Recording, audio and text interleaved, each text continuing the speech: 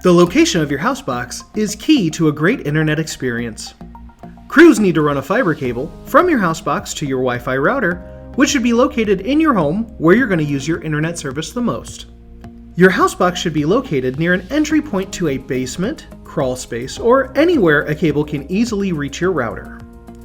Typically, the Housebox is located near your electric meter, but if your meter is on a garage or not located on your house, we'll need to put it somewhere else. When you sign up for internet, you'll fill out the form you see on your screen, and you'll have the opportunity to tell us where you'd like the Housebox. Please use as much detail as possible. To ensure the location is exactly where you want it, use tape to put an X on the outside of your house and explain in the form where to look for it.